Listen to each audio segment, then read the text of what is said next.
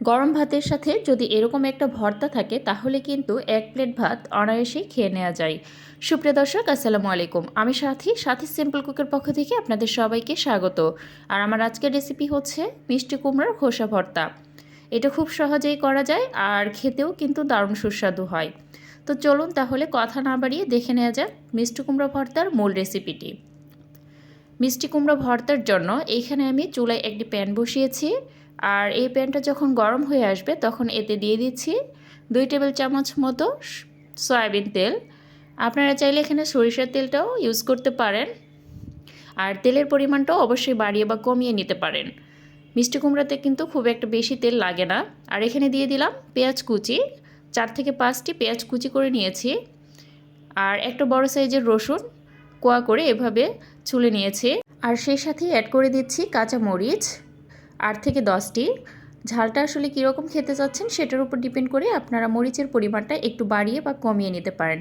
নিয়ে এগুলোকে হালকা একটু ভেজে নেব, জাস্ট একটু সেদ্ধ হয়ে যায় এই পর্যায়ে আমি অ্যাড করে দিচ্ছি লবণ হাফ চা চামচ মতো।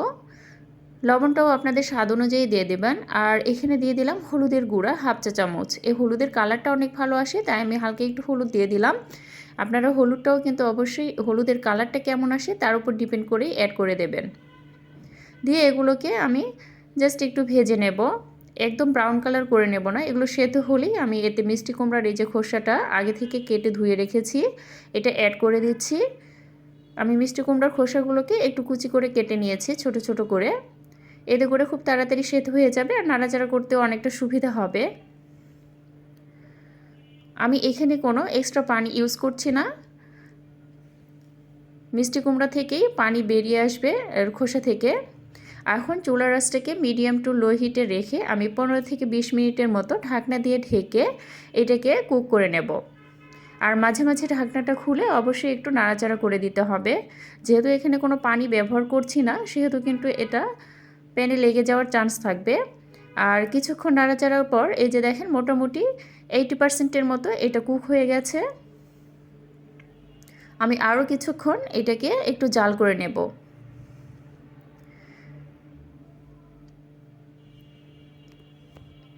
আর ঢাকনাটা খুলে একটু নাড়াচাড়া করে নিচ্ছি।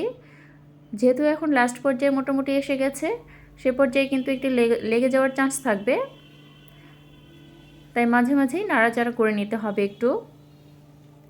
নিয়ে মিষ্টি কুমড়া থেকে যে পানিটা বেরিয়ে এসেছে সেই পানিটা পুরোপুরি শুকিয়ে নিতে হবে। কোনো পানি থাকলে কিন্তু এই ভর্তাটা খেতে মজা হবে না। আমি এখানে শুধু কাঁচামরিচই ব্যবহার করেছি।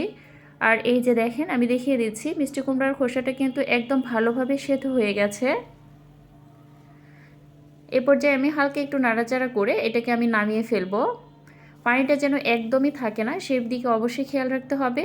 এখন আমি চুলা থেকে নামিয়ে নিয়েছি আর এটা আমি পাটায় বেটে নিচ্ছি।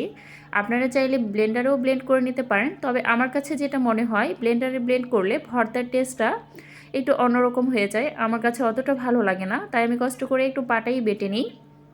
আর এটাকে এইভাবে একবার বেটে নেব, তারপরে আরও 2-1বার বেটে নেব, যাতে করে কোনো খোসা থাকে না। গোটা গোটা থাকলে কিন্তু আসলে দেখতেও ভালো লাগে না, আবার খেতেও আমার কাছে খুব একটা মজা লাগে না। তাই চেষ্টা করবেন 2 থেকে 3বারে সুন্দরভাবে বেটে নিতে। এ পর্যায়ে আপনারা চাইলে শুকনো মরিচও 2-3টা ভেজে এখানে অ্যাড করে দিতে পারেন।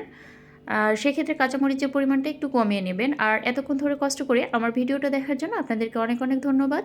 আমার আজকের রেসিপিটি যদি ভালো লেগে থাকে তাহলে অবশ্যই লাইক, কমেন্ট এবং শেয়ার করতে ভুলবেন না। আর আমার চ্যানেলটিকে সাবস্ক্রাইব করে অবশ্যই পাশেই থাকবেন। এই যে আমার ভর্তাটা রেডি। তো আজকের মতো বিদায় নিচ্ছি। আল্লাহ হাফেজ।